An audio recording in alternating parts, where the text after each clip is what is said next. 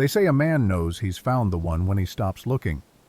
Thomas Garrett stopped looking the day Emily Dalton laughed at his There, terrible that should joke do it. about load-bearing walls. Looking sharp 2 now. years later, he stood in front of a gilt-edged Whoa, mirror in the what is groom's going on suite here? at Preston Hey, can a guy get a Estate, moment? adjusting We were his just bow tie with practicing. hands Practicing, that the had ceremony's rebuilt starting. engines and rewired buildings, but couldn't quite master formal wear. 30 minutes until the ceremony. 300 guests already seated in the sunken garden. $80,000 of his father's retirement money transformed into white roses and string quartets. Everything perfect. Everything planned. Thomas touched the small velvet box in his jacket pocket, the one holding Emily's wedding band. His reflection stared back 32 years old, broad shoulders from a decade of manual labor, hair combed back in a way that made him look almost refined. Almost like he belonged in a place like this, marrying a woman like Emily. But as he adjusted the bow tie one more time, Thomas had no idea that the woman he was about to marry had already rehearsed her wedding vows in another man's bed. The Preston estate sprawled across 40 acres of manicured vineyard in upstate New York, the kind of venue that appeared in bridal magazines and cost more per hour than Thomas made in a month. Emily had insisted. Her parents had agreed to cover the venue if Thomas's family handled everything else. The division had seemed fair at the time. Now, standing in this room with crown molding and oil paintings of people who'd never worked a day in their lives, Thomas felt the weight of what his father had sacrificed. Frank Garrett had emptied his retirement account. $40,000 accumulated over 35 years as an electrician gone in a signature. When Thomas had protested, his father had gripped his shoulder with those massive scarred hands. "Son, you only get married once. If she's the one, she's worth it." Thomas had believed that. Still wanted to believe it, even as that knot in his stomach tightened. He'd met Emily 2 years ago at the Wellington Building downtown, where Thomas worked as maintenance supervisor for a complex of commercial properties. She'd been there for a client meeting at Sterling & Associates, the architecture firm occupying floors 12 through 15. The HVAC system had failed on the hottest day in August, and Thomas had been elbow-deep in ductwork when she'd appeared in the mechanical room looking for someone to complain to. Most people treated maintenance staff like furniture. Emily had looked at him, really looked, and asked intelligent questions about the system. She'd understood his explanation of refrigerant pressure and seemed genuinely impressed when he identified the problem as a faulty compressor bearing rather than the electrical issue the previous tech had diagnosed. "You're smarter than half the engineers I work with," she'd said, smile bright and genuine. Thomas had fallen in love with that smile. 3 weeks later, he'd worked up the courage to leave a note at her office. Coffee. She'd said yes. 6 months after that, she'd introduced him to her parents. A year later, he'd proposed at Lake Michigan, the diamond ring representing every penny he'd saved. The door opened behind him. Jason Walker, his best man and friend since elementary school, stuck his head in. "You ready? Guests are getting antsy in this heat." "Yeah, just give me a minute." Jason stepped inside, closing the door. He'd been Thomas's friend long enough to read the tension. "Cold feet?" "No, just thinking." "About what?" Thomas turned from the mirror. Jason had grown up 3 houses down from the Garrett family in South Chicago. Another working-class kid who'd made good, relatively speaking. He managed a plumbing supply warehouse, now married with 2 kids. Solid, dependable. The kind of friend who showed up with a truck when you needed to move. "Emily ever seem, I don't know, distant to you?" Jason's expression shifted, something careful entering his eyes. "Distant how?" "Like she's always checking her phone, always got somewhere else to be. I texted her this morning about the rings, she didn't answer." "It's wedding day, man. She's probably getting her hair done or something. You know how women are." Thomas nodded, but the knot didn't loosen. He pulled out his phone, 1% battery, he'd forgotten to charge it last night, and checked for messages. Nothing from Emily. 3 from his daughter Lily, though, who was with his mother in the bridal party preparation area. "Daddy, the flowers are so pretty. Grandma says I look like a princess. When do I get to walk with you?" The messages made him smile. Lily was 7, gap-toothed and brilliant with her mother's dark eyes and her father's stubborn chin. Thomas's wife Sarah had died 5 years ago when a drunk driver ran a red light on the Kennedy Expressway. Lily had been too barely old enough to remember her mother's face except in photographs. Emily had promised to be a mother to Lily. That promise had meant everything to Thomas, who'd spent 5 years juggling single parenthood and 60-hour work weeks. Emily was successful, educated, the kind of woman who could give Lily opportunities. Thomas never could. Yale School of Architecture. Junior position at one of Chicago's most prestigious firms. She moved in circles where people summered in the Hamptons and knew which fork to use for oysters. And she'd chosen him. Thomas Garrett, maintenance supervisor with a trade school certificate and rough hands. That had to mean something. Jason clapped him on the shoulder. "Listen, you're doing the right thing. Emily's great. Lily likes her. Your dad likes her. Hell, even your mom came around and she hated my wife for the first 2 years. Mom doesn't hate Emily. She doesn't trust her. There's a difference." Thomas frowned. His mother Patricia had been cordial during the engagement, hosting the rehearsal dinner at their house, helping with wedding planning. But there'd been moments, small things Thomas had noticed but tried to ignore. The way Patricia's smile never quite reached her eyes when Emily talked about her career. The careful questions about Emily's intentions. The time Patricia had asked point blank if Emily understood what it meant to be a stepmother to a 7-year-old. "Your mother has good instincts," Jason said, reading his thoughts. "But women always worry. It's their job. Doesn't mean they're right." A knock at the door interrupted them. One of the groomsmen, a guy from Thomas's electrician crew named Danny, poked his head in. "Father Matthews says we're 15 minutes out. Wedding planner wants everyone in position." "We'll be right there," Jason said. Danny left. Jason turned back to Thomas. "You good?" Thomas took a breath, pushed down the doubt. This was just nerves, the normal anxiety every groom felt. Emily loved him. She'd said yes to the proposal. She'd spent 2 years planning this wedding. People didn't do that unless they meant it. "Yeah, I'm good." They walked out into the hallway where the rest of the groomsmen were assembled, Danny, 2 guys from the union, and Marcus Hayes. Marcus was Thomas's cousin, 35, and already a junior partner at a corporate law firm downtown. Where Thomas was solid and grounded, Marcus was sharp angles and expensive suits. Today he wore a tuxedo that probably cost more than Thomas's monthly rent, his dark hair styled in that effortlessly tousled way that took money and time to achieve. "There he is," Marcus said, flashing white teeth. "The man of the hour. You ready to join the ranks of the legally bound?" "Ready as I'll ever be." Marcus stepped closer, lowering his voice. "Listen, Tommy, last chance to back out. You want me to create a diversion? Fake a heart attack? I'm a lawyer. I can get you out of anything." It was meant as a joke, but something in Marcus's tone felt off. Thomas studied his cousin's face, looking for the punchline. "Why would I want to back out? I'm just saying, marriage is serious business. You're about to legally bind yourself to one woman for the rest of your life. That's a hell of a commitment for a guy who still thinks Olive Garden is fancy dining." The other groomsmen laughed. Thomas forced a smile, but the comment stung. Marcus had always done that, made jokes that had just enough truth to hurt. Growing up, Marcus had been the golden child, the one who got into good schools and made something of himself. Thomas had been the reliable one, the one who showed up early and left late, who fixed things when they broke. "Emily knows what she's getting," Thomas said. "Does she, though?" Marcus's smile didn't waver. "I mean, no offense, but you guys are pretty different. She's Yale architecture, your trade school. She's white wine and gallery openings, your beer and baseball. What do you even talk about?" "Marcus?"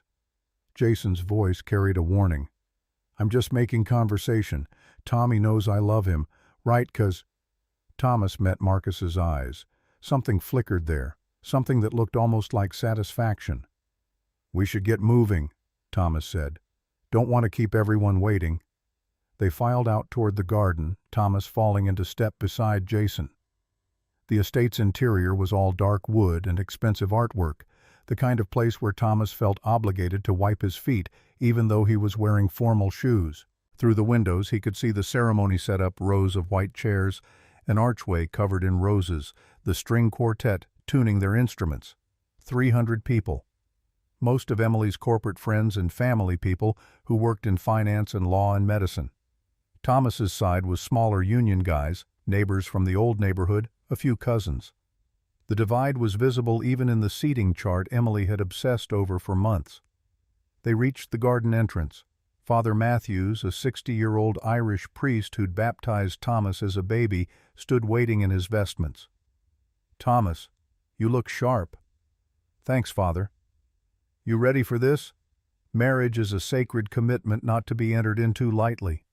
"I know, Father. I'm ready." Father Matthews studied him with eyes that had heard 30 years of confessions. "Your mother told me you've been having doubts."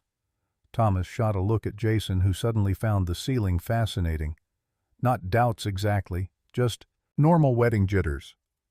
There's a difference between jitters and instinct. If something feels wrong. "Nothing feels wrong," Thomas said more firmly than he felt. "Emily's great. This is what I want." Father Matthews held his gaze a moment longer, then nodded. "All right then, let's get you married." The priest moved away to check with the wedding planner. Marcus appeared at Thomas's elbow again. "Father gave you the talk, huh?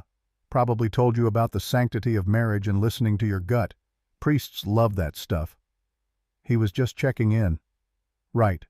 Hey, you remember that time we went to Vegas for your 30th, that waitress at the Bellagio who gave you her number?" Thomas tensed. "What about it?" "Just funny how things work out. You could have called her, started something casual, kept your options open. Instead, you're about to lock yourself down with the Ice Queen." "Don't call her that." Marcus raised his hands in mock surrender. "Easy, I'm joking. Emily's great. Real catch.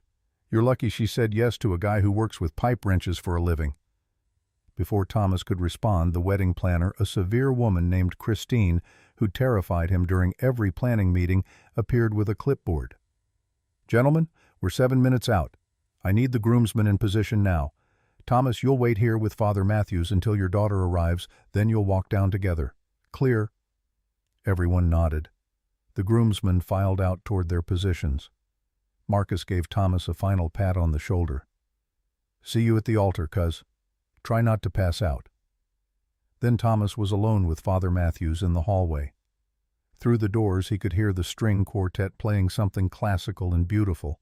The ceremony was beginning. His phone buzzed the last gasp of battery life.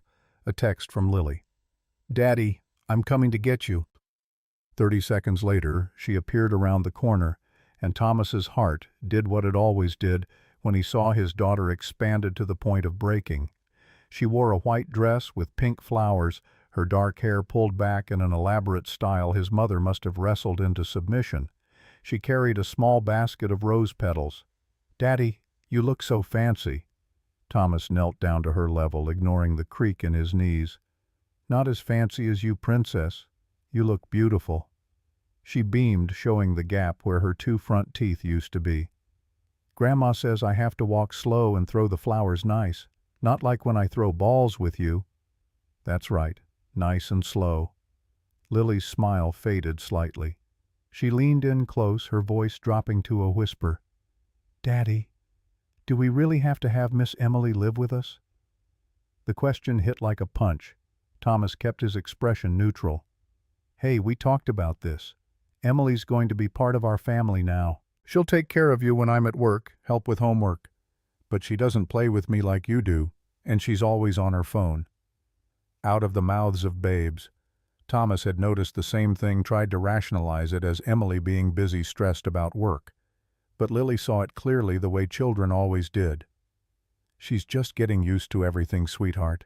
It's a big change for her, too. Mommy used to play with me all the time." Lily's eyes were serious, old beyond her years. "I remember. I know you say I don't, but I do. She used to read me stories and make funny voices." Thomas's throat tightened. Sarah had been magic with Lily, patient and playful in ways Thomas struggled to replicate. He did his best, the bedtime stories, the weekend adventures to the museum and the park, but he knew he couldn't be both parents. "Mommy loved you very much," he said carefully, "and she'd want you to be happy. Emily's going to try really hard to make you happy too." "Promise?" I promise." It felt like a lie even as he said it. Christine appeared again, clipboard clutched like a weapon. "We're starting. Thomas, Lily, you're up in 60 seconds. Stand by the doors." They moved into position. Through the gap in the doors, Thomas could see the groomsmen processing down the aisle, Marcus walking with one of Emily's bridesmaids. The crowd had gone quiet. Everyone turned toward the ceremony space. Father Matthews gave Thomas a final nod. "Trust your instincts, son.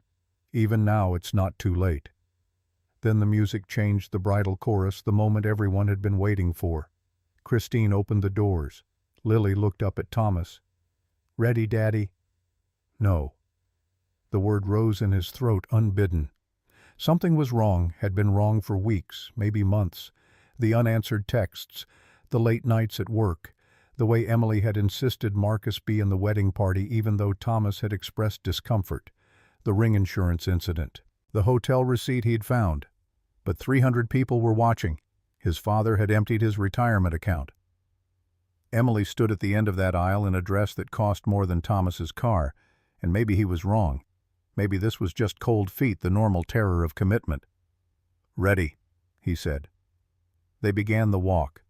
Lily scattered rose petals with the intense concentration of a surgeon, each handful distributed with mathematical precision. The guests smiled and whispered, cameras clicking. Thomas kept his eyes forward, looking for Emily at the top of the aisle. She wasn't there yet. The bridesmaids stood in position, Marcus and the other groomsmen on the opposite side. Father Matthews at the altar. But no bride. Thomas and Lily reached their position. He bent down, kissed her forehead, and sent her to sit with his mother in the front row. Patricia grabbed Lily's hand, but her eyes were on Thomas, worried. The music swelled. Everyone stood turning toward the back of the garden. And there was Emily. She appeared at the top of the stone staircase like something from a magazine spread. The Vera Wang dress.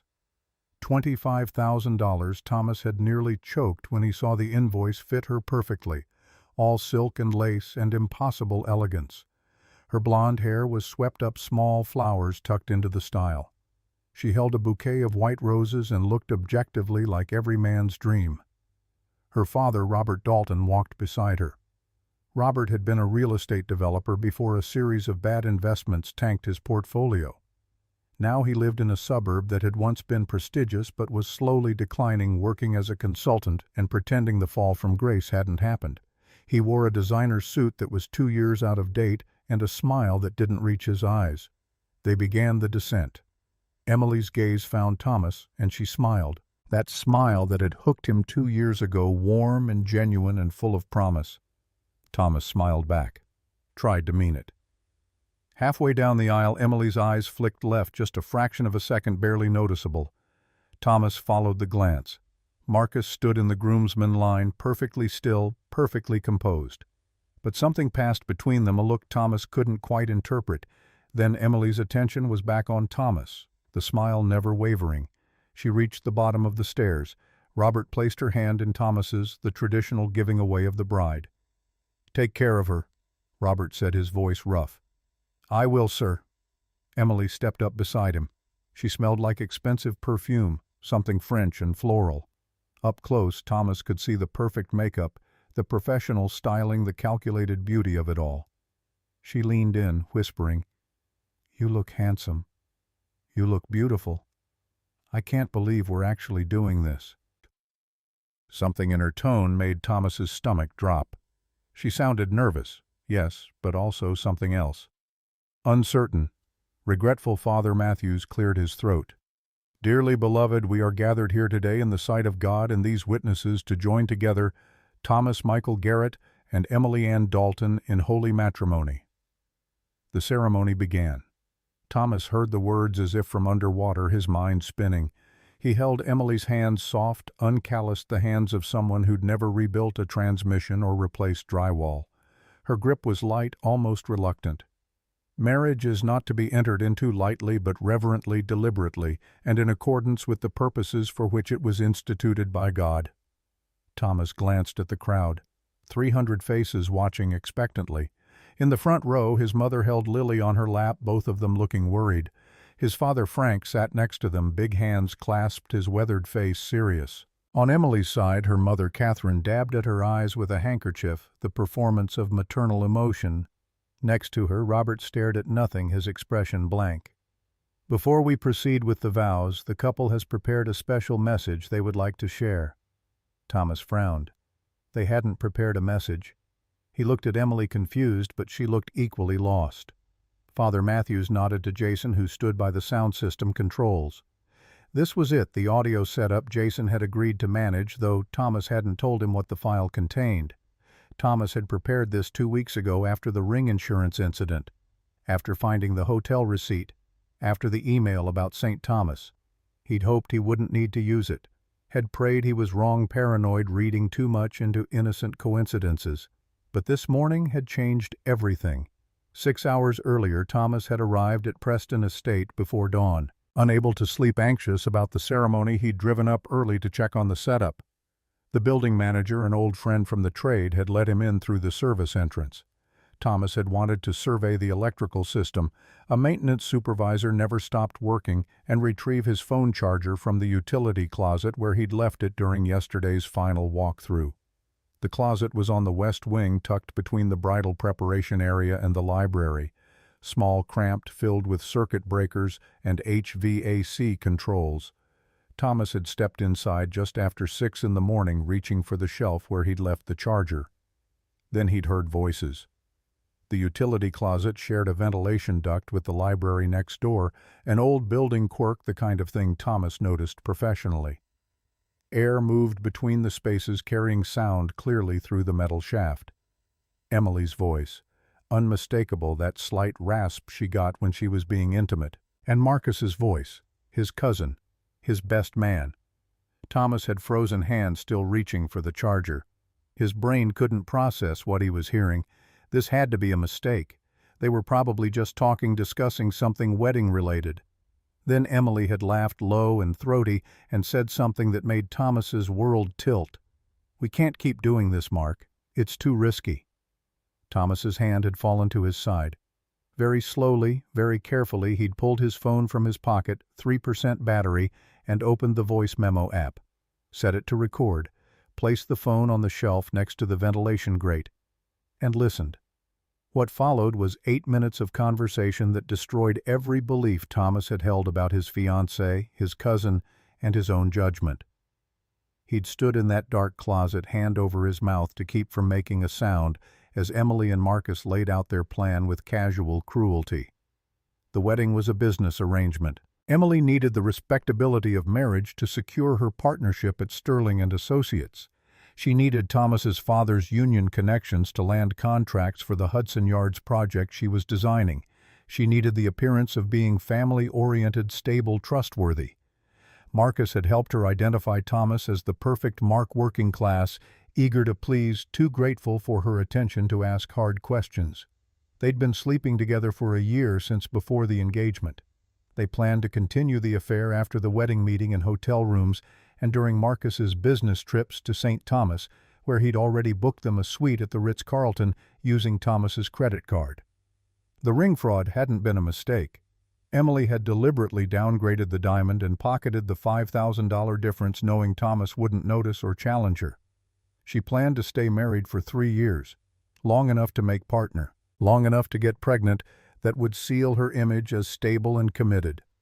Then a quiet divorce, citing irreconcilable differences. She'd get half of Thomas's pension, the house, possibly custody of Lily as the primary caregiver.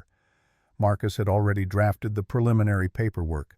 Thomas had listened to all of it. Heard Emily laugh about how Thomas looked at her like she hung the moon.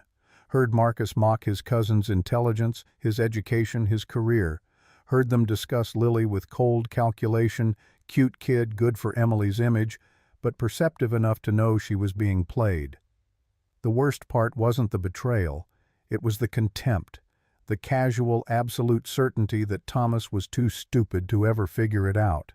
At the end of the recording, Emily had worried aloud about getting caught. Marcus had laughed. "They won't. Thomas can barely work his own email. He's not going to suddenly become Sherlock Holmes." Thomas's phone had died, then the battery finally giving out.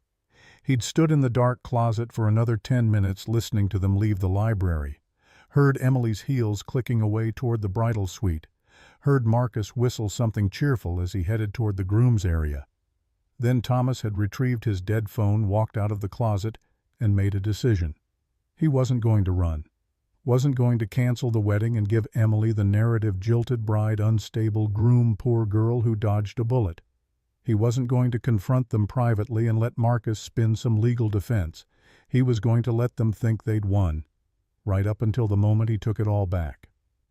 Thomas had driven to a 24-hour print shop, charged his phone, downloaded the audio file, backed it up in 3 different cloud accounts, edited the beginning to add context, his own voice time-stamped explaining where and how the recording was made, burned it to a flash drive. Then he'd gone to Jason's house and woken his friend up. "I need you to do something for me. Don't ask questions. Just trust me." Jason, loyal as they came, had agreed. Thomas had given him the flash drive, walked him through the audio system setup, and made him promise not to listen to the file beforehand. During the readings portion, Father Matthews will announce a special message. "You play this file. That's it. Can you do that?" Jason had seen something in Thomas's face that killed any argument. "Yeah, man, I can do that." Now standing at the altar with Emily's hand in his, Thomas watched Jason move to the sound system. The moment had arrived. This was his last chance to back out, to stop this, to take the quiet route.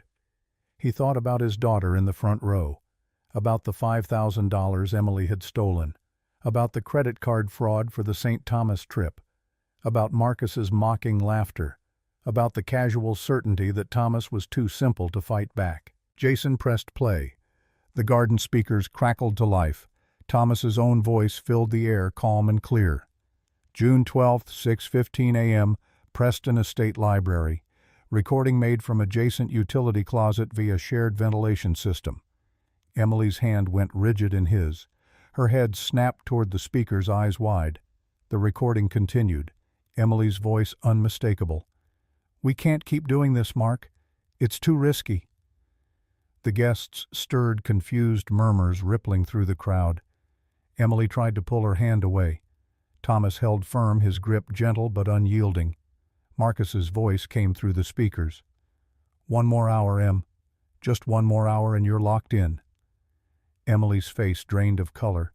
She looked at Thomas, her mouth opening and closing soundlessly. Marcus stood frozen in the groomsman line, his calculated composure cracking. The conversation played in full.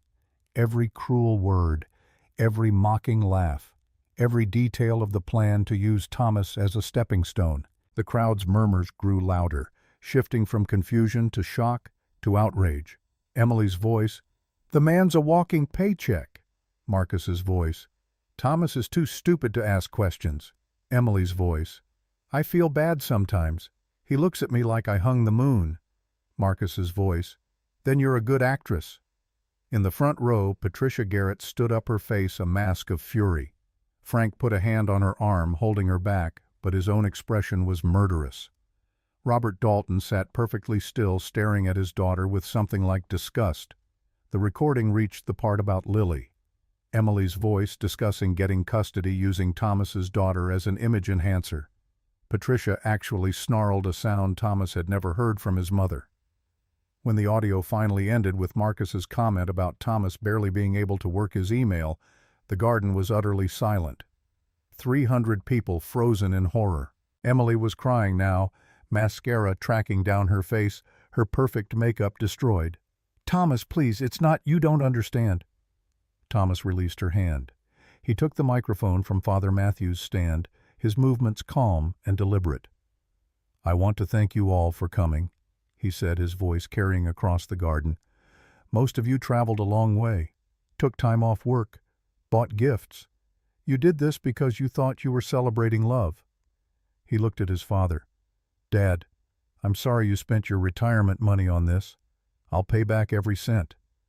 He looked at Lily sitting wide-eyed on her grandmother's lap. "Lily, sweetheart, we're going to go get ice cream after this, just you and me." Then he turned to Emily. 3 years. That's what you were going to give me. 3 years before you filed for divorce and took half my pension, my house, and custody of my daughter."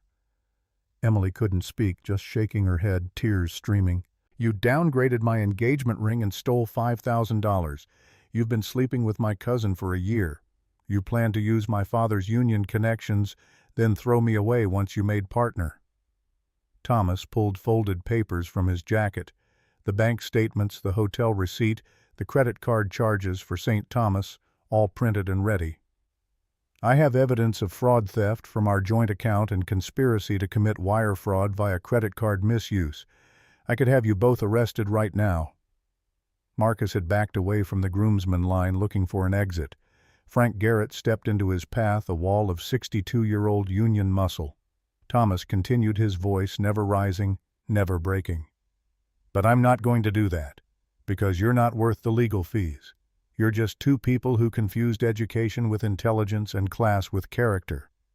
He handed the microphone back to Father Matthews. "This wedding is canceled, but the reception is paid for, the food is cooked, and the bar is open.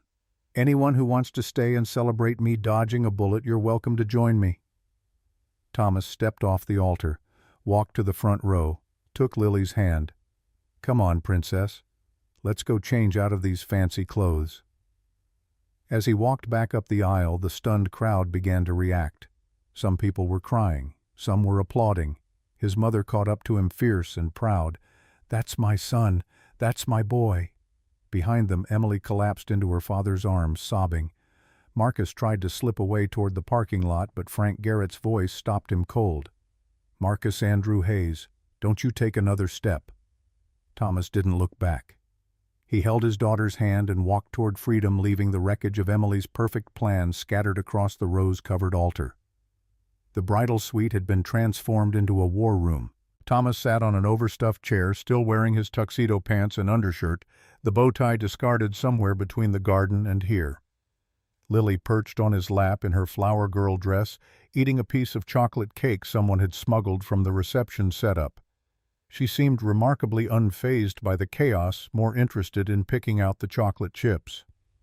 Patricia stood by the window, arms crossed, radiating the kind of controlled fury that came from decades of union organizing. Frank paced his dress shoes, clicking against the hardwood. Jason hovered near the door, looking like he wanted to be anywhere else.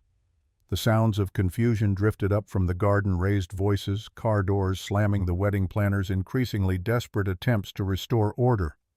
Thomas's phone, now charging via Jason's portable battery, wouldn't stop buzzing. Texts from relatives, missed calls from numbers he didn't recognize. 3 voicemails from Emily's mother, Catherine, each progressively more hysterical. "We need to talk about what happens next." Frank stopped pacing, his electrician's hands curled into fists. "Marcus used your credit card. That's a felony. Emily stole from your joint account. Another felony. We call the police right now. We can have them both in cuffs before they leave the property." "No police." Thomas's voice was quiet but firm. "Tommy, I said no. Calling the cops turns this into a circus. News cameras, court dates, Lily's name in the papers. I won't do that to her." Patricia turned from the window, her expression softer when she looked at her granddaughter. "He's right, Frank. This needs to be handled clean." "Clean? They plan to rob our son blind and take his daughter. There's nothing clean about this." Lily looked up from her cake, chocolate smeared on her chin. "Grandpa, why are you mad?" Frank's anger crumbled immediately. He knelt beside Thomas's chair, his voice gentling. "I'm not mad at you, sweetheart. Never at you. Are you mad at Miss Emily?" "Yes. Very mad, but you don't need to worry about that." Lily considered this, then returned to her cake. The resilience of 7-year-olds able to compartmentalize adult chaos with remarkable efficiency. A sharp knock at the door made everyone tense. Jason opened it a crack, then wider, when he saw who stood there. Robert Dalton looked like he'd aged a decade in the last hour. His expensive suit was rumpled, his face gray. He held his hands up in a gesture of peace. "Thomas, can we talk?" Frank stepped forward, blocking the path. "You've got a lot of nerve showing your face here." I know, but please, 5 minutes." Thomas stood gently, setting Lily in the chair. "Mom, Can you take Lily to get some real food? The cake's not lunch. Patricia understood. She scooped up her granddaughter with practiced ease. Come on, baby. Let's go find the kitchen. I bet they have mac and cheese. Can I get 2 servings? You can get 3 if you want. They left. Frank stayed arms crossed, a silent promise of violence if Robert stepped out of line. Jason remained by the door. Robert sagged against the doorframe, suddenly looking every one of his 62 years. I didn't know. I swear to God I didn't know any of it. You expect me to believe that... Thomas's voice was flat. Catherine didn't know either. We thought Emily was happy. That she loved you. Robert's voice cracked. I walked my daughter down that aisle believing she was making the right choice. Then I heard her voice on those speakers talking about you like you were a business acquisition. Frank snorted with disgust. Robert flinched, but pressed on. I came to apologize. Not for Emily, she'll have to do that herself if she ever finds the courage. But from me, father to father. You were good to my daughter, better than she deserved, apparently, and I'm sorry I didn't see what she was. Thomas studied the older man. Robert Dalton had been a player once, back when he owned a development company and drove a Mercedes.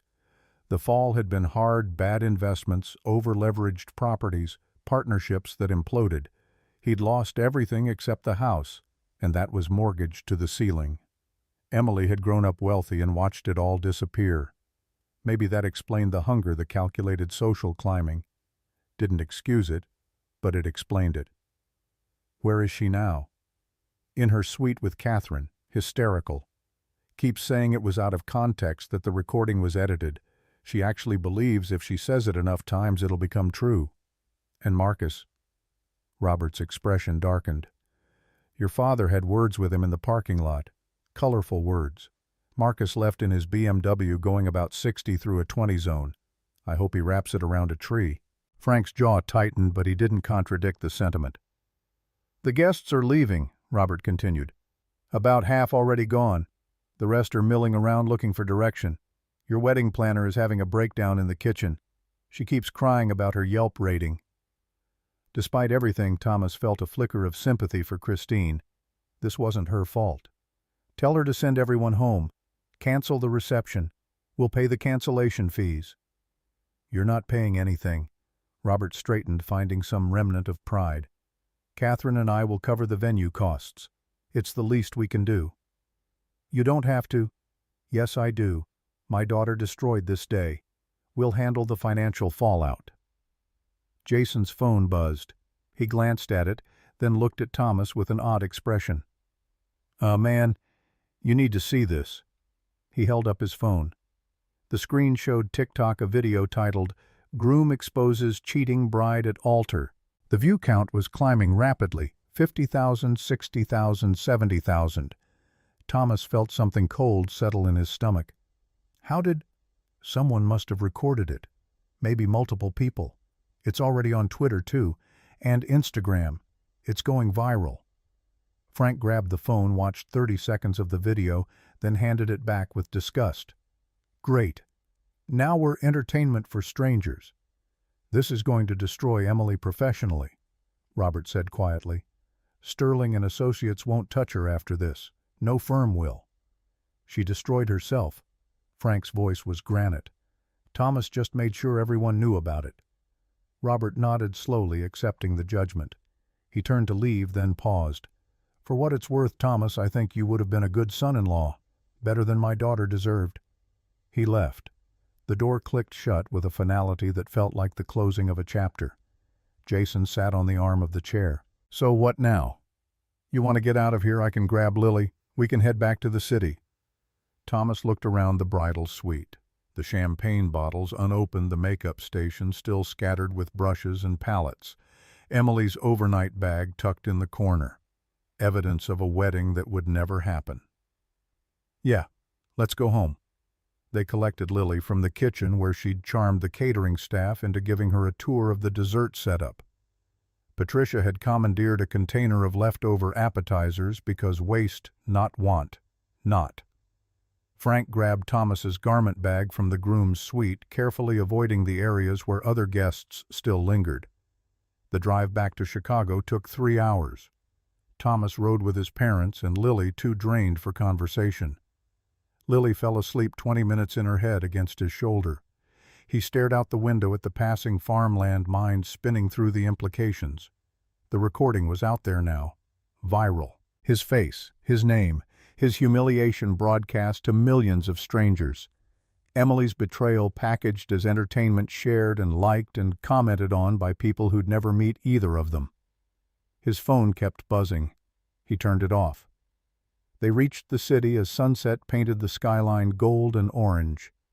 Frank pulled up to Thomas's apartment building in South Chicago, a modest 3-bedroom in a neighborhood that was working class but safe. Thomas had bought it 5 years ago with Sarah's life insurance money, the only good thing to come from her death. Patricia carried sleeping Lily upstairs while Thomas and Frank unloaded the car. The formal wear, the overnight bags, the wedding gifts that had arrived early, all the detritus of a celebration that never was. Inside the apartment, Patricia laid Lily in her bed without waking her. The girl had inherited her mother's ability to sleep through anything. Thomas stood in the doorway watching his daughter, her face peaceful in sleep, completely unaware that her life had just dodged a bullet. Frank appeared beside him. "You did the right thing, son." "Did I, or did I just drag a 7-year-old into a public spectacle?" "Emily dragged her into it when she planned to use her as leverage in a custody battle. You protected Lily. Don't second-guess that." Patricia joined them, her voice pitched low to avoid waking the girl. "We're going to head home. You need anything, you call. Doesn't matter what time." "Thanks, Mom." She hugged him fiercely the way she had when he was a boy, and the world felt too big. "That woman never deserved you. I knew it from the start." "Why didn't you say something?" Patricia pulled back, her eyes sad. "Would you have listened? You were so happy, Tommy. I wasn't going to take that away based on a feeling. I should have. I'm sorry. Don't apologize. This isn't your fault." His parents left. The apartment fell quiet except for the hum of the refrigerator and the distant sound of traffic. Thomas stood in the living room, still wearing his tuxedo pants and undershirt, surrounded by the life he'd built, furniture from IKEA, pictures of Lily on every surface, sports equipment in the corner, because he coached her soccer team. A simple life. An honest life. Emily had looked at all of this and seen poverty, something to escape, to exploit, to use as a stepping stone. His phone turned back on, buzzed with a call. Unknown number. He almost ignored it, but something made him answer. Thomas Garrett. The voice was female, professional, vaguely familiar. "Who's this?" "Catherine Brennan. I'm an attorney with the Chicago Electrical Workers Union Legal Defense Fund." Thomas's exhaustion sharpened into focus. "How did you get this number?" "Your father called me an hour ago, asked if the union could help with any legal fallout from today's events. I told him I'd reach out directly. I appreciate that, but I'm not suing anyone. I just want this done." Catherine's laugh was dry. "I'm not calling about you suing. I'm calling because Emily Dalton filed suit against you 40 minutes ago. Defamation, unlawful recording, intentional infliction of emotional distress. She's asking for $100,000 in damages and a restraining order to prevent you from discussing her publicly." The words hit like a physical blow.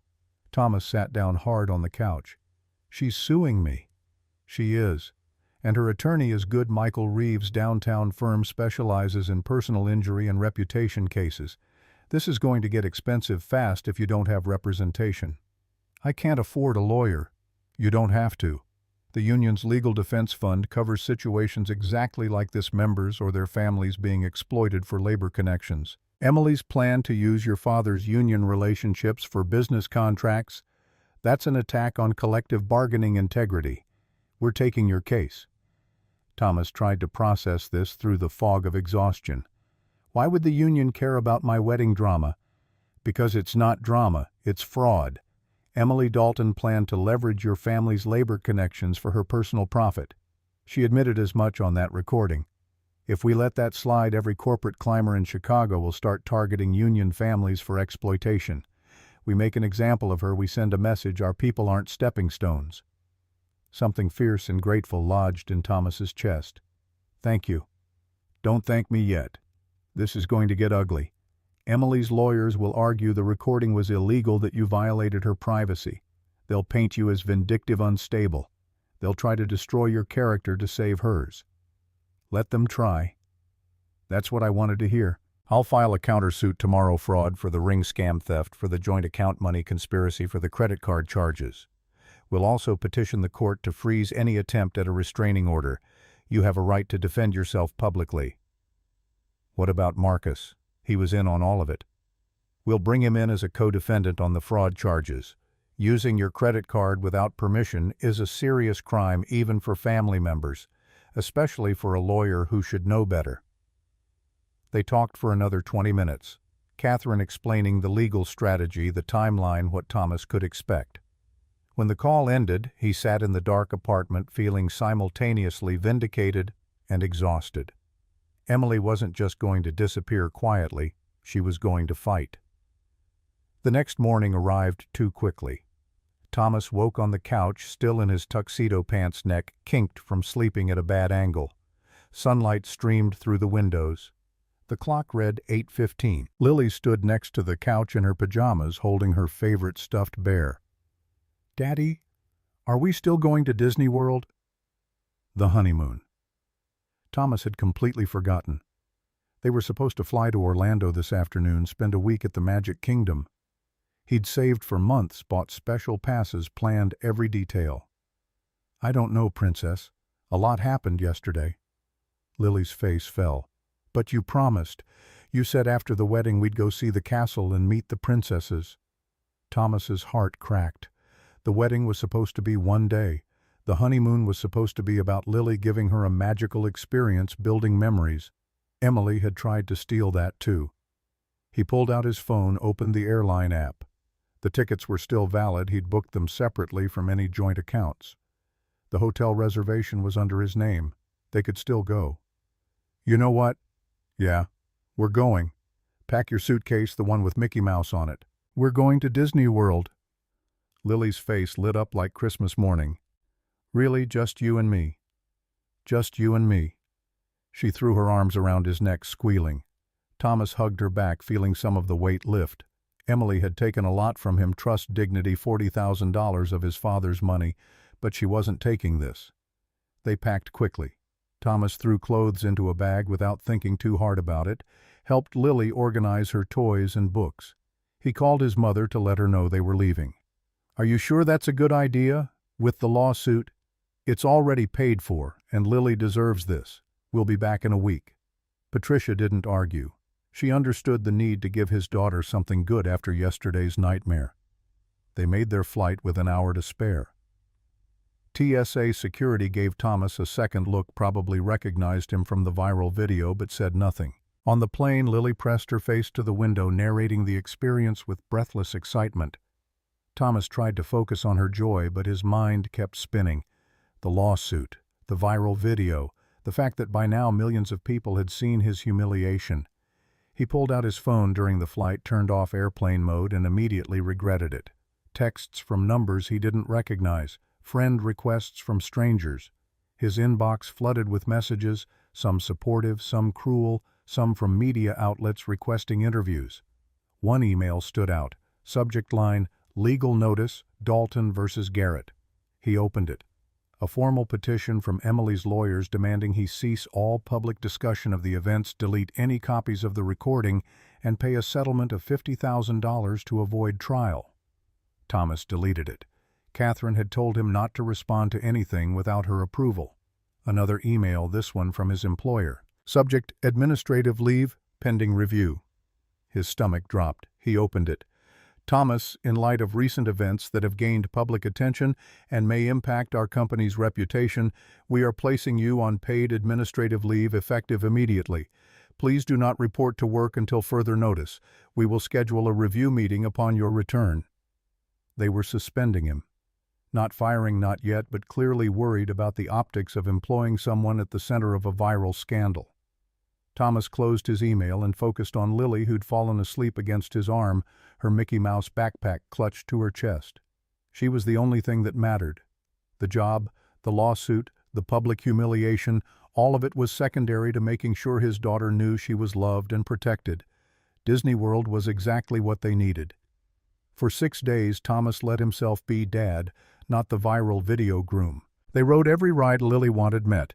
Every character ate overpriced ice cream and watched fireworks over the castle. Lily's joy was infectious, and Thomas found himself laughing genuinely for the first time in months. On the 4th night after Lily had crashed hard from a day at Epcot, Thomas sat on the hotel balcony and finally let himself check the news. The story had exploded. Major outlets had picked it up: CNN, Fox News, local Chicago stations. Think pieces about trust in relationships, the ethics of public shaming, whether Thomas had gone too far. Emily had given an interview to a sympathetic reporter crying on camera about how she'd made mistakes but didn't deserve to have her life destroyed. No mention of the theft, no acknowledgement of the cruelty in her planning, just tears and vague apologies about poor judgment. The comments sections were brutal on both sides. Half the internet called Thomas a hero. The other half called him vindictive and cruel. A men's rights group had tried to make him their poster child. A women's advocacy organization had published an op-ed about the dangers of public humiliation. Everyone had an opinion about his life. Thomas closed the browser and stared at the Orlando skyline. When he'd stood at that altar and made the decision to play the recording, he'd known there would be consequences. He'd accepted that. But he hadn't fully grasped what it would mean to become public property, to have strangers dissect his choices and judge his character based on 90 seconds of viral video. His phone rang. Catherine Brennan. "Thomas, how's Florida?" "Better than Chicago, I'm guessing." "Considerably. Listen, we have developments. Emily's lawyers withdrew the defamation suit this morning." "They what?" "Dropped it completely. I'm guessing they realized they had no case. The recording was made in a semi-public space where there's no expectation of privacy and everything on it is verifiably true. They were bluffing, hoping you'd settle quickly." Thomas felt a rush of vindication. "So it's over." "The defamation suit, yes, but we still have the countersuit for fraud and theft. And I've got some interesting information about the ring situation." "What about it?" "I subpoenaed the jewelry store records. Emily didn't just downgrade your ring, she returned it entirely 2 weeks after you proposed and bought a cubic zirconia replacement for $300. She pocketed $7,700. That's felony theft." The number hit Thomas like a punch. Almost $8,000. "She told me the ring cost $8,000. "It did. Then she returned it, kept the money, and gave you a fake that cost less than a car payment. And here's where it gets interesting. She deposited that money into a separate account Marcus helped her open. Joint account, both their names. They've been moving money into it for 8 months. "How much?" $32,000. Your joint account contributions, the ring money, cash Emily skimmed from wedding gifts her family sent early. It's all there documented.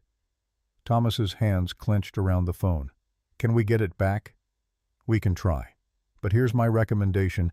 We use this as leverage. Emily's lawyers want this to go away quietly. So do we. I propose a settlement meeting.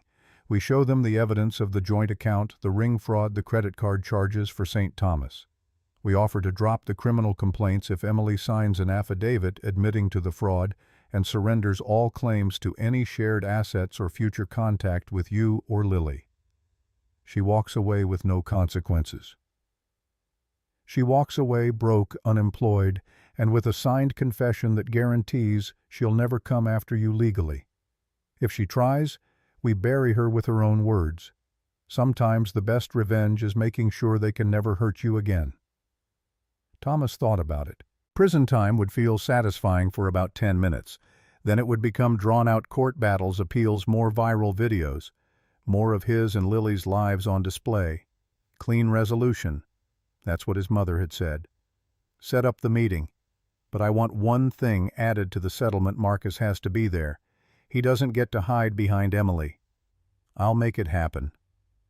They returned to Chicago on a Sunday night, Lily exhausted but happy, her suitcase full of Mickey Mouse merchandise and princess dresses. Thomas carried her into the apartment and tucked her into bed, her new Elsa doll clutched under one arm.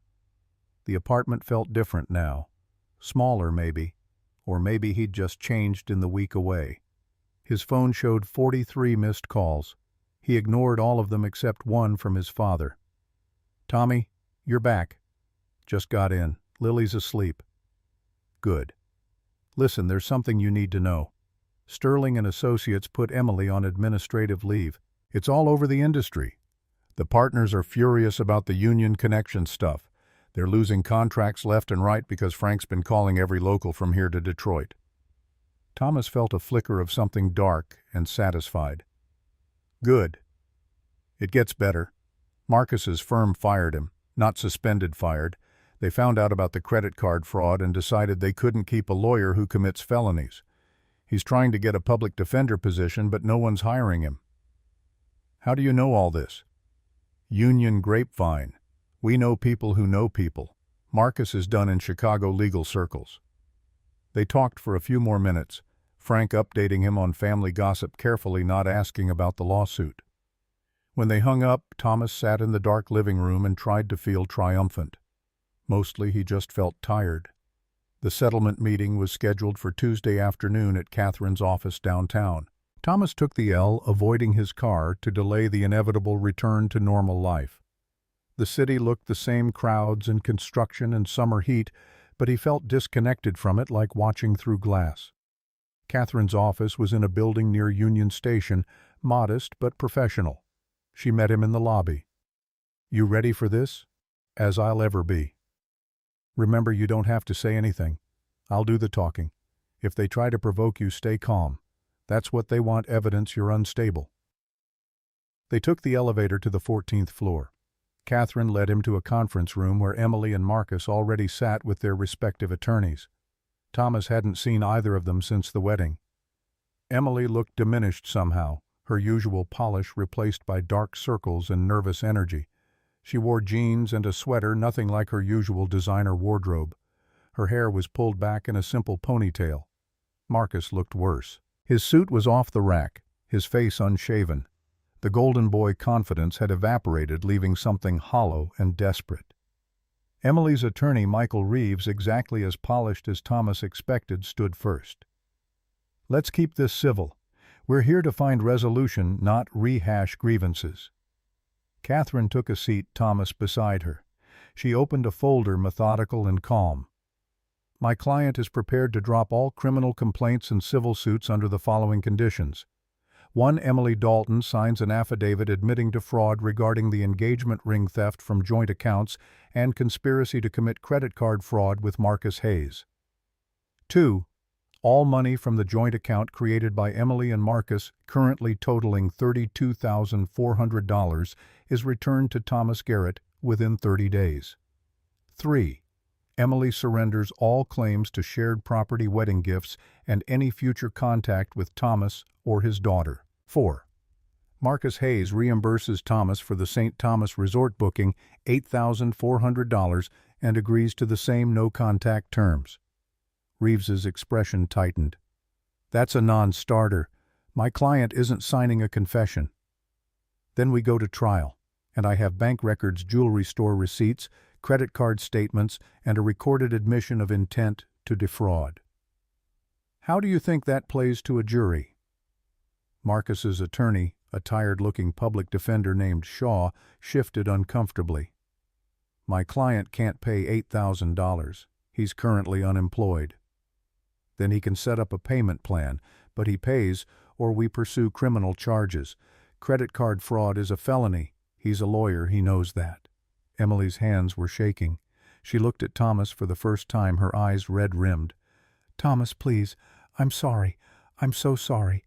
I made terrible choices, but I don't deserve to have my entire life destroyed."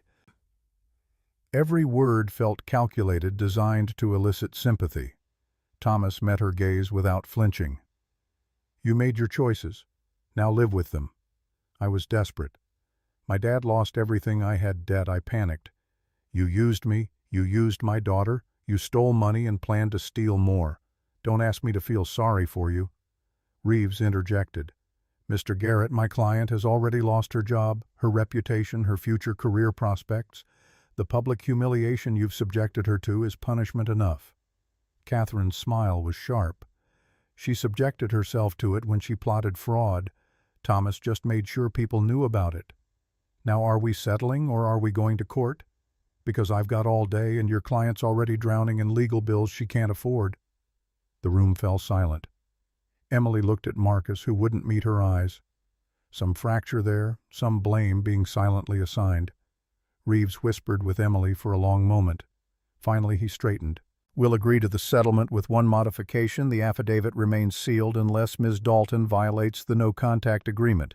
It's not made public." "Agreed," Catherine said immediately. "But violation of any term means the affidavit goes to every architecture firm in the Midwest and gets filed as evidence in criminal proceedings." Reeves nodded tightly. Shaw Marcus's attorney was already drafting the payment plan terms. It took another hour to finalize everything. Emily signed the affidavit with shaking hands, each word an admission of guilt that would haunt her forever if she stepped out of line. Marcus signed his payment agreement, $500 a month for 17 months, looking like he might vomit. When it was done, Catherine gathered the documents with brisk efficiency. "Pleasure doing business. Mr. Garrett, we're finished here." Thomas stood. Emily rose too, moving toward him. "Thomas, wait. Please. Can we talk? Just for a minute?" Reeves tried to stop her, but she brushed him off. She stood in front of Thomas, close enough that he could smell her perfume, still that expensive French scent. "I need you to know, it wasn't all fake. When we first met, I did care about you. You were kind and genuine, and I thought maybe I could learn to love that. But then the pressure, the job, the debt, my parents, it all became about survival, and I lost sight of what mattered. You never cared about me." Thomas's voice was quiet but absolute. "You cared about what I could give you. There's a difference. I know I hurt you. I know I don't deserve forgiveness. But I'm in therapy now, trying to understand why I am the way I am. And I wanted you to know. You were right. About all of it. You deserved better." Thomas looked at this woman he'd almost married, seeing her clearly for maybe the first time. Not the confident architect with the Yale degree. Just a scared, broken person who'd made terrible choices and was now facing consequences she'd never imagined. He felt something unexpected, not forgiveness, but a kind of tired pity. "I hope you figure yourself out, Emily. I really do. But stay away from me and my daughter." He walked out. Catherine followed, leaving Emily standing in the conference room with her attorneys and the wreckage of her choices. Outside, the summer heat hit like a wall. Catherine handed Thomas a business card. "You ever need anything, you call. The union takes care of its own. Thank you. For everything." She nodded and headed back inside. Thomas stood on the sidewalk, feeling the weight of the last 2 weeks finally lifting. The lawsuit was done. Emily had admitted her fraud in writing. Marcus was paying restitution. It wasn't perfect justice, but it was closure. His phone buzzed. A text from Jason. "Heard the settlement went through. Proud of you, man. Beer this weekend?" Thomas smiled. Typed back a yes. Another text, this one from an unknown number. "Mr. Garrett, this is Bill Henderson, your supervisor. The review committee met this morning. We'd like you back at work Monday. Your position is secure. Hope you and Lily had a good trip." Relief flooded through him. Job secure. Lawsuit settled. Daughter safe and happy. Thomas started walking toward the L station, letting the city noise wash over him. Somewhere in this city, Emily was probably crying in her childhood bedroom. Marcus was probably drinking away his shame. The viral video was probably still circulating, strangers still arguing about whether Thomas was hero or villain. He didn't care anymore. Let them argue. Let them judge. He'd protected his daughter, exposed the fraud, and walked away with his dignity intact. Sometimes that was enough. 3 months passed before Thomas realized he wasn't sleeping through the night anymore. September arrived with cooler temperatures, and the start of Lily's second-grade year routines reasserting themselves like muscle memory. Work, school, pick-up, homework at the kitchen table, bedtime stories. The viral video had faded from trending topics, replaced by newer scandals and fresher outrage. Strangers stopped recognizing him on the street. But the nights were different. Thomas would wake at 2-3 in the morning, mind spinning through conversations that never happened. Things he should have said, red flags he'd missed, the hotel receipt from April that he'd rationalized away, Emily's phone always face down on restaurant tables, the way she'd pulled back whenever Lily tried to hug her. He'd lie in the dark, replaying moments, seeing manipulation where he'd once seen love, and the anger would build until he had to get up and pace the apartment to burn it off. Patricia noticed during Sunday dinner at her house the weekly tradition they'd maintained since Sarah died. She cornered him in the kitchen while Lily helped Frank set the table. "You're not sleeping." Thomas dried a dish, avoiding her eyes. "I'm fine. You have circles under your eyes dark enough to ski on. When's the last time you slept a full night?" "Mom, don't mom me. You need to talk to someone, a professional." "I don't need therapy. I'm handling it." Patricia took the dish from his hands, forcing him to look at her. "Tommy, you went through something traumatic. Finding out the woman you loved was using you, planning to take your daughter, that leaves marks. Talking to someone doesn't make you weak." "I know that." "Then why won't you do it?" Because admitting he needed help felt like admitting Emily had broken him. Because therapists asked questions that led to answers Thomas wasn't ready to face. Because sitting across from a stranger and explaining how thoroughly he'd been fooled seemed worse than the insomnia. "I'll think about it." Patricia knew a deflection when she heard one, but she let it drop. They returned to the dining room where Frank was teaching Lily how to fold napkins into swans, both of them laughing when the paper collapsed. The following Tuesday, Thomas's supervisor Bill called him into the office. Bill was 55, former Marine, the kind of boss who was fair but didn't waste words. "Sit down, Garrett." Thomas sat, tension immediately spiking. The last 3 months at work had been fine, professionally at least. His team treated him normally, the building tenants didn't mention the video.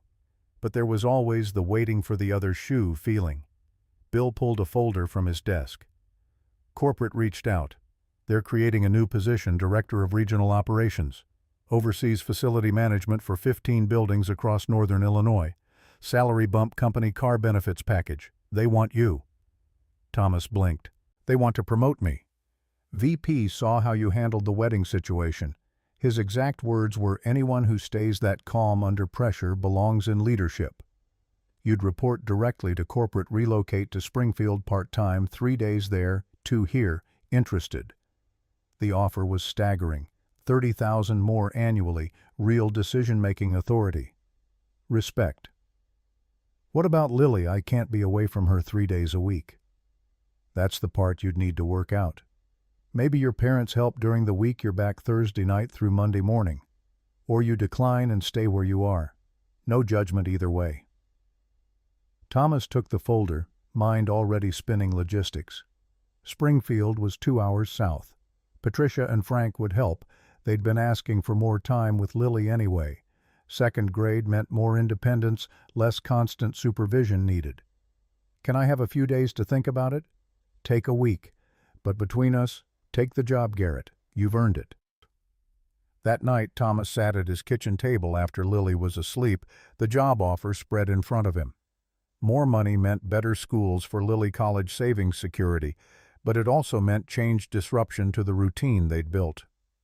His phone rang. Unknown number. He almost ignored it, but something made him answer. "Thomas Garrett." Male voice unfamiliar. "Who's this?" "Marcus Hayes." Thomas's hand tightened on the phone. "You're violating the settlement agreement. No contact." I know. Just please hear me out for 30 seconds, then I'll never call again." Every instinct said, "Hang up," but curiosity won. 30 seconds. Marcus's voice was rough, stripped of its usual polish. "I'm in AA. 6 weeks sober. Step 9 is making amends. I need to say I was wrong. Everything I did, everything I said about you. I was jealous and cruel, and I convinced Emily that using people was acceptable because I'd been doing it my whole life. I'm not asking for forgiveness. I just needed you to know. You were right about me. I was pathetic." Silence stretched between them. "You done?" "Yeah, I'm done. I won't call again." "Good." Thomas hung up, stared at the phone for a long moment, waiting for anger to surface. Instead, he felt nothing. Marcus was just a voice now disconnected from any power to hurt him. The amends attempt felt hollow, performative, the kind of thing addicts did to check boxes in their recovery programs. Thomas deleted the call from his history and returned to the job offer.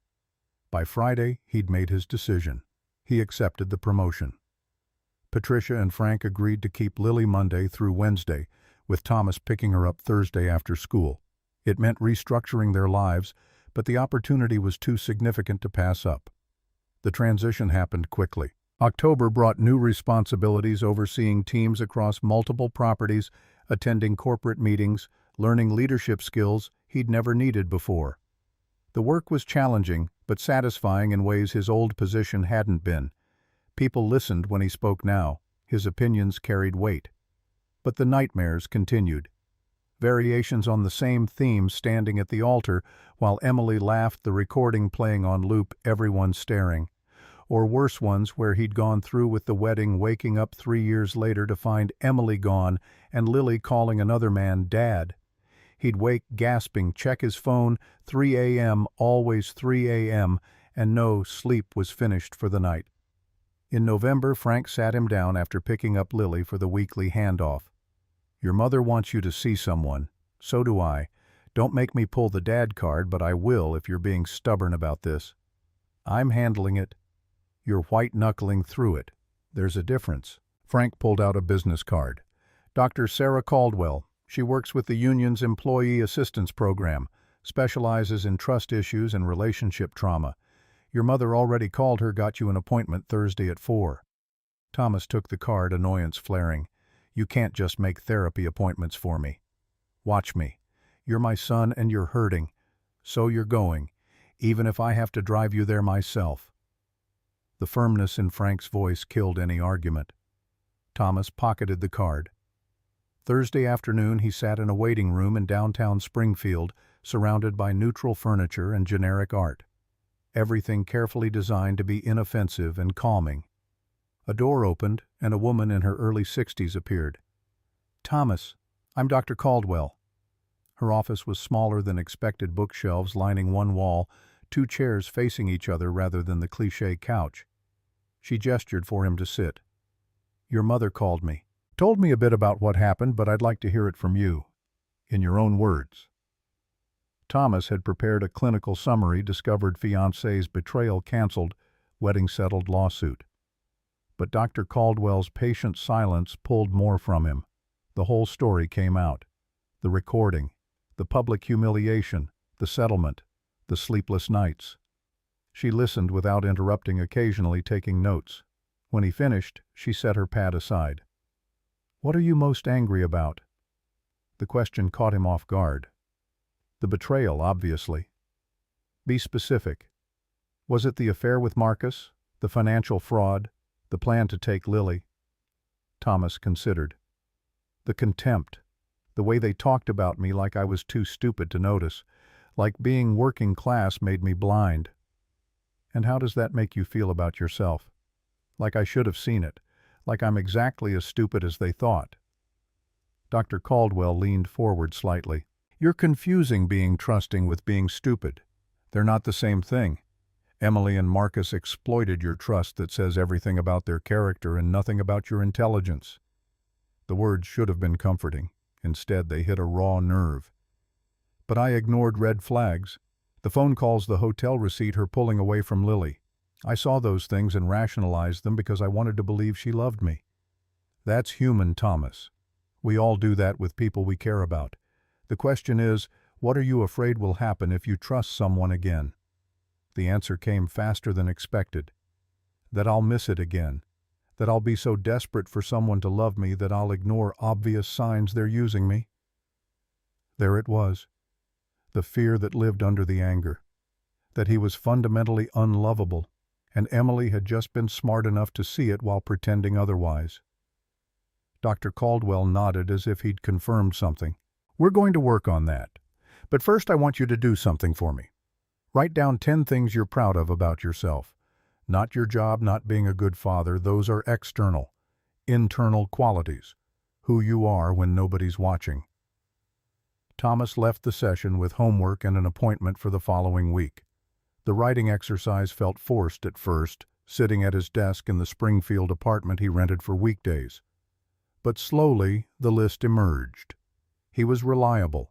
He kept his word. He solved problems without needing credit. He was patient with people who struggled. He admitted when he was wrong. He protected people weaker than himself. He valued honesty over convenience. He learned from his mistakes. He forgave, but didn't forget. He loved completely when he loved at all. Looking at the list, Thomas realized something. These were the qualities Emily had exploited. His reliability had made him predictable. His honesty had made him easy to manipulate. His love had made him blind. But they were also the qualities that made him a good father, a good son, a good friend. The same traits could be weaknesses or strengths depending on who received them. He needed to be more careful about who he gave them to. December brought the union's annual meeting held in a hotel conference center on the South Side. Frank asked Thomas to speak not about the wedding, but about the importance of protecting labor families from corporate exploitation. Thomas initially refused. "I'm not a public speaker, Dad. You stood in front of 300 people and played a recording of your fiancée betraying you. This is just 200 union members who already respect you." The logic was sound, but didn't make it less terrifying. Still, Thomas agreed. The night of the meeting, he stood at a podium looking out at electricians, plumbers, carpenters, working people in their Sunday best. Frank sat in the front row, pride evident on his weathered face. Thomas gripped the podium and began. "I'm not good at speeches. I'm good at fixing things. But 4 months ago I learned that some things can't be fixed, they have to be walked away from." He told the story sanitized for the audience but hitting the key points. Emily's plan to exploit his father's union connections. The assumption that being blue-collar made him an easy target. The way education had been confused with intelligence. They thought working with our hands meant we don't notice details, but we notice everything. If we miss a loose wire, someone gets electrocuted. If we miss a weak joint, a building collapses. Attention to detail isn't about degrees, it's survival. The room was silent, every eye on him. Emily and Marcus underestimated me because they mistook class for character. They thought being union meant being simple. It just meant being underestimated. And sometimes being underestimated is the best advantage you can have. The applause started in the back and rolled forward, building to a standing ovation.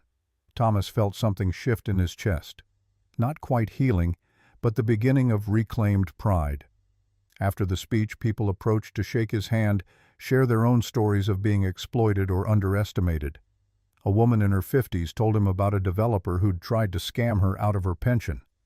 A young carpenter described a contractor who'd stolen his design ideas.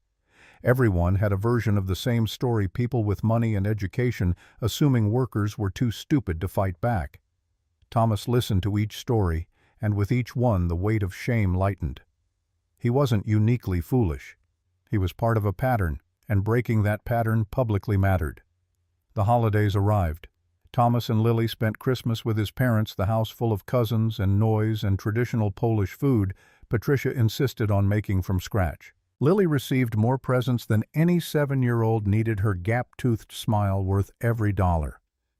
On Christmas night, after Lily had fallen asleep on the couch mid-movie, Patricia pulled Thomas aside.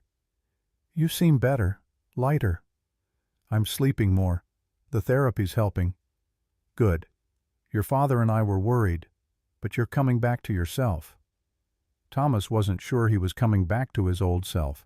That version, the trusting, optimistic man who'd proposed to Emily, felt like someone else entirely. This new version was warier, harder around the edges, but maybe that wasn't entirely bad. The new year brought unexpected change. In mid-January, Thomas was at a company barbecue in Springfield, one of those mandatory team-building events he usually avoided. He stood near the grill making awkward small talk with other managers when a woman approached carrying a clipboard. Thomas Garrett. She was mid-30s, athletic build, blonde hair pulled back in a ponytail. She wore jeans and a polo shirt with the city safety inspector logo. That's me. Claire Sullivan. I'm doing code compliance checks on your Michigan Avenue property. Your team said you'd be here. They discussed the inspection minor HVAC issues. Nothing serious, but Claire's questions were intelligent, her understanding of building systems thorough. She asked about refrigerant pressure and ventilation rates, the kind of technical details most inspectors glossed over. You actually know this stuff. Most inspectors just check boxes. I was an HVAC tech before I went into safety inspection. Figured knowing the systems from the inside made me better at evaluating them. They talked for 20 minutes, the conversation flowing easily from building codes to OSHA regulations to the challenges of maintaining older properties. Claire was sharp and funny with a dry sense of humor that caught Thomas off guard. As she was leaving, she paused. "You're the guy from that viral video, aren't you, the wedding thing?" Thomas's chest tightened. Here it came, the judgment, the questions, the inevitable awkwardness. "Yeah, that's me." Claire considered him for a moment. That took guts. Most people would have just canceled quietly and dealt with the mess privately. You made sure everyone knew what she was. Some people think I went too far. Some people think the earth is flat, doesn't make them right. She handed him a business card with her direct number.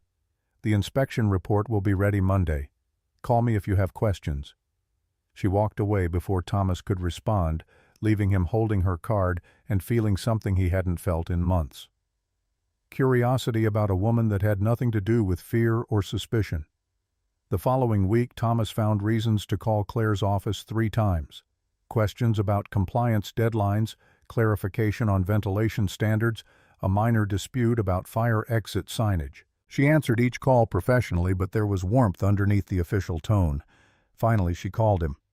"Garrett, you've contacted me 5 times in 4 days. Either your building is falling apart or you're stalling. Which is it?" Thomas smiled despite himself. "Maybe I'm just thorough about code compliance. Or maybe you're trying to ask me out and overthinking it." The directness was refreshing. No games, no manipulation, just clear communication. "What if I am? Then I'd say yes, but you actually have to ask the question." Thomas took a breath. "Would you like to get dinner sometime? Nothing fancy, just food and conversation." "Friday night works. But fair warning, I'm bringing up the viral video thing at some point. I'm curious and I'd rather address it directly than dance around it." "I appreciate the honesty." They met at a pizza place in Springfield, the kind of no-frills restaurant with checkered tablecloths and sports on every screen. Claire arrived in jeans and a sweater, her hair down for the first time since Thomas had met her. She ordered beer and pepperoni without consulting the menu. "So," she said after the waiter left, the elephant in the room, "you exposed your fiancée at the altar in front of 300 people, it went viral, and now you're single.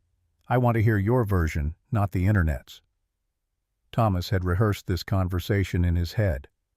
Dr. Caldwell had warned him it would come up with anyone he dated. Be honest, but not overwhelming. Focus on lessons learned, not victimhood. He told her. Not everything, not the depth of Emily's cruelty or the full extent of the fraud, but the core truth. He'd discovered a betrayal, gathered evidence, made a choice to expose it publicly. "I don't regret it, but I'm also still dealing with the fallout. Trusting people is harder now. I'm more suspicious of motives." Claire nodded, processing. "Can I ask you something honest?" "Go ahead." "Are you over her? Because I've dated guys who claim to be past their exes but really weren't. I don't want to be the rebound relationship you use to prove you're fine." The question was fair. Thomas considered it carefully. "I'm not in love with Emily anymore. I don't even miss her. But I'm angry still sometimes, and I'm working through trust issues. So if you're asking if I'm completely healed, no. If you're asking if I'm using you, also no. I'm just trying to figure out how to be open to people again without being naive." "That's fair." Claire took a long drink of her beer. "For the record, I'm divorced. 2 years now.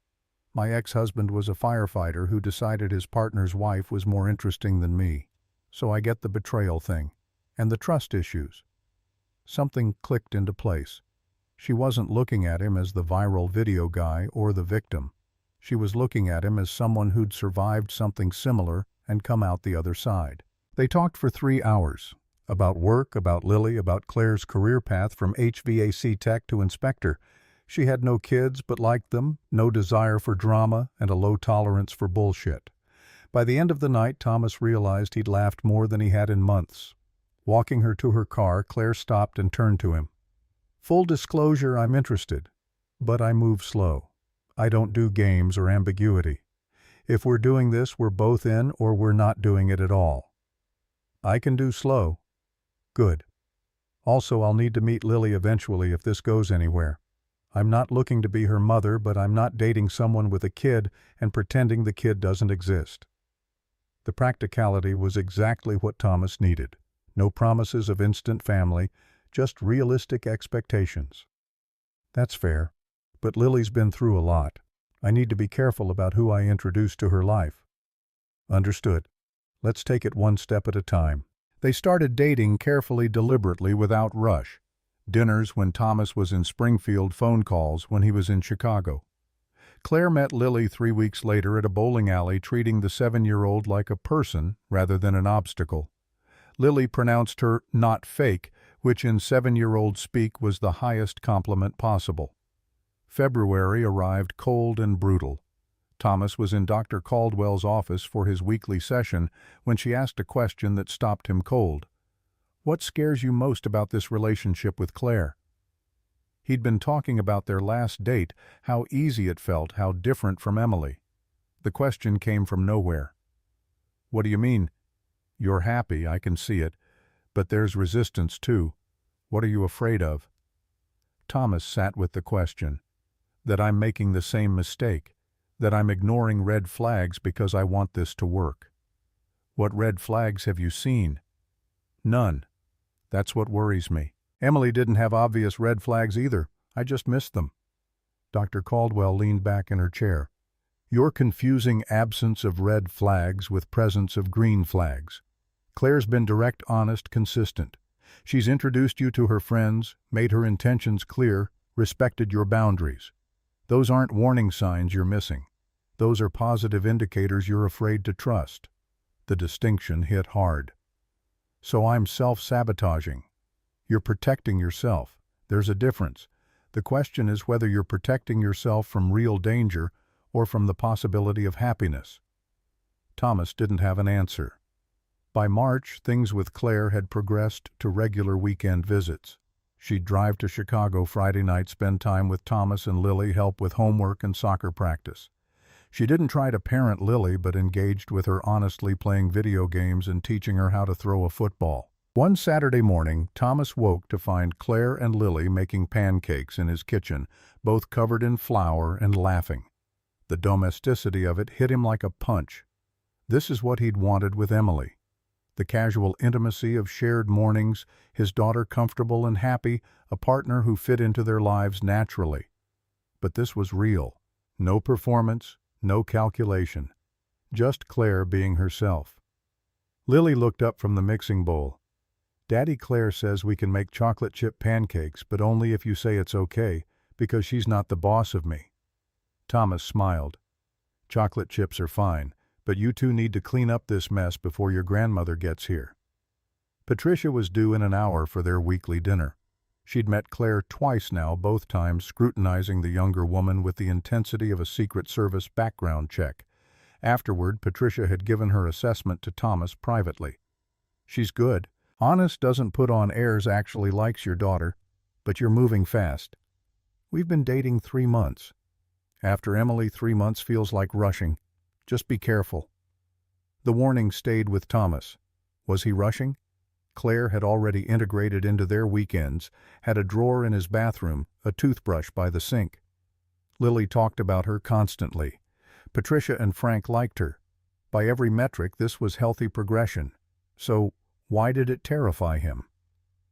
In April, Claire brought up the future for the first time. They were having dinner at his apartment. Lily already asleep when she set down her fork.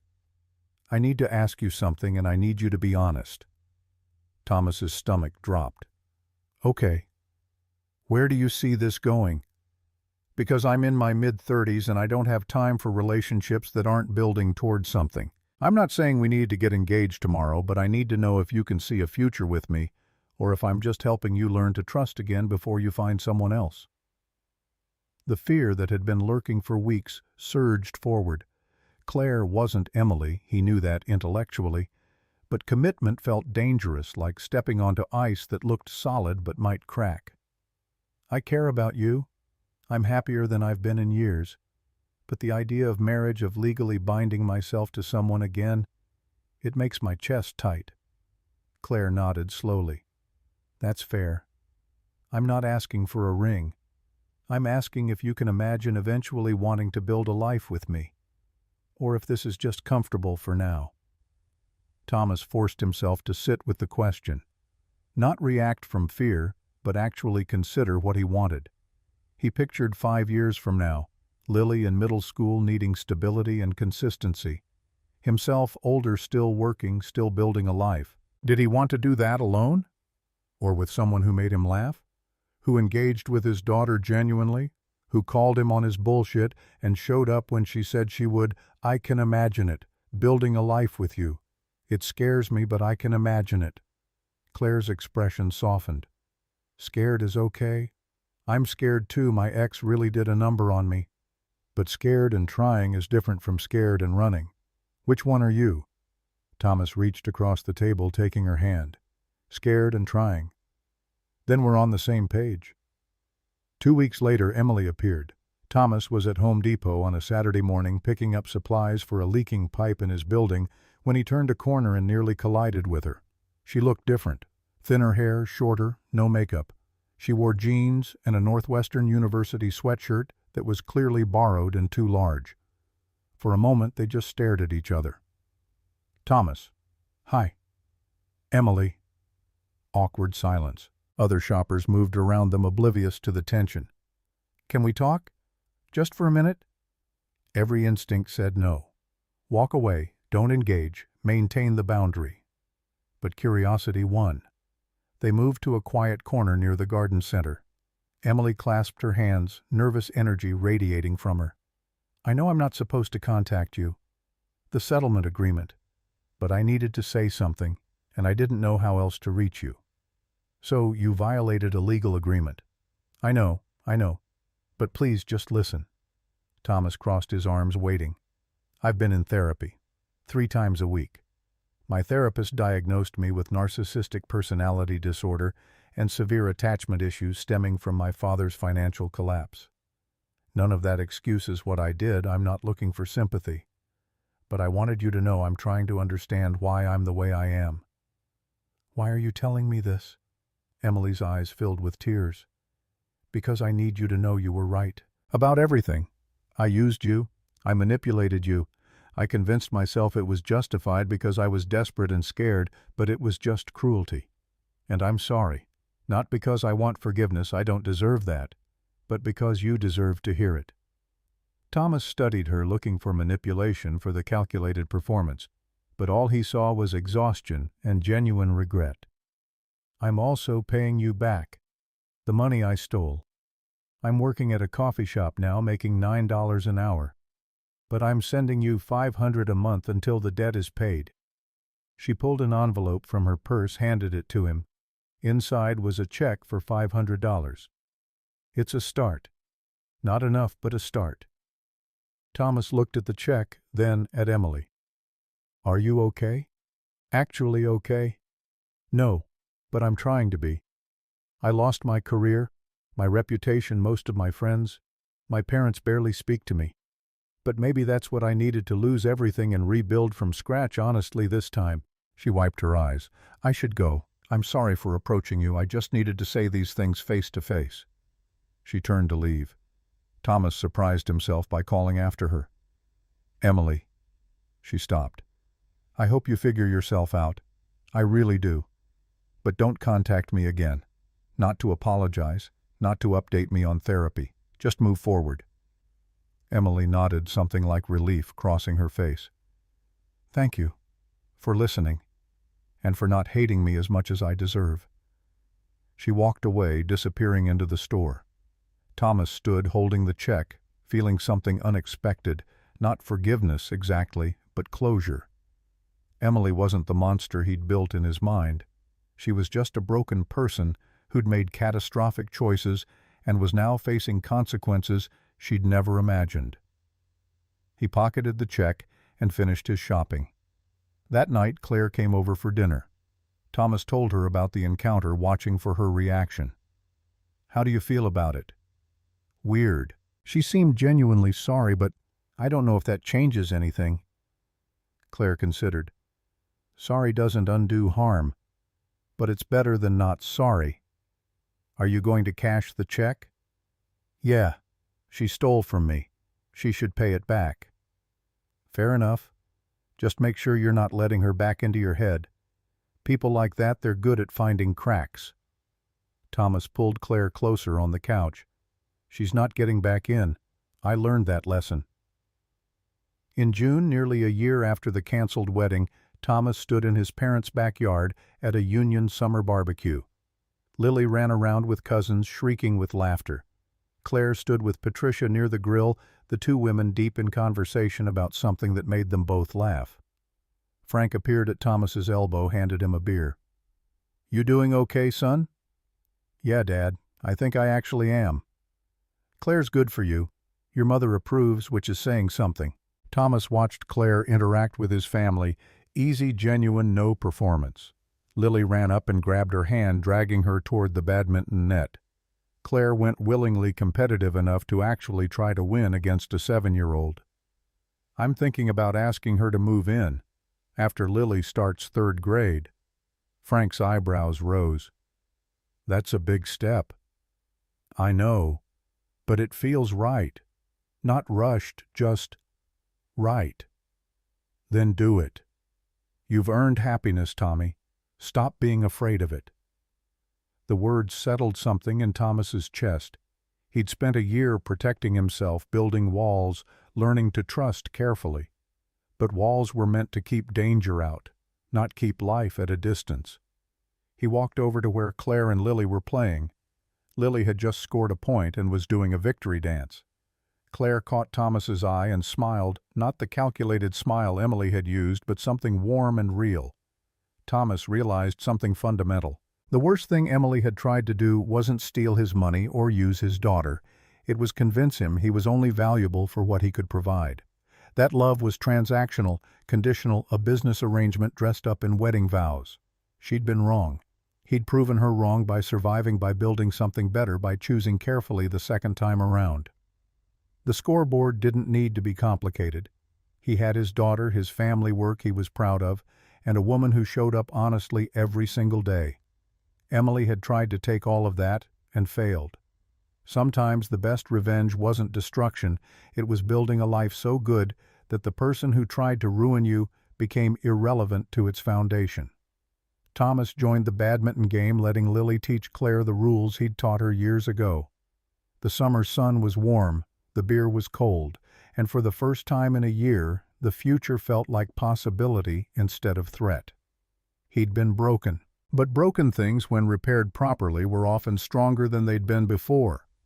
The cracks became part of the structure, visible reminders of survival, and Thomas Garrett had survived everything meant to destroy him.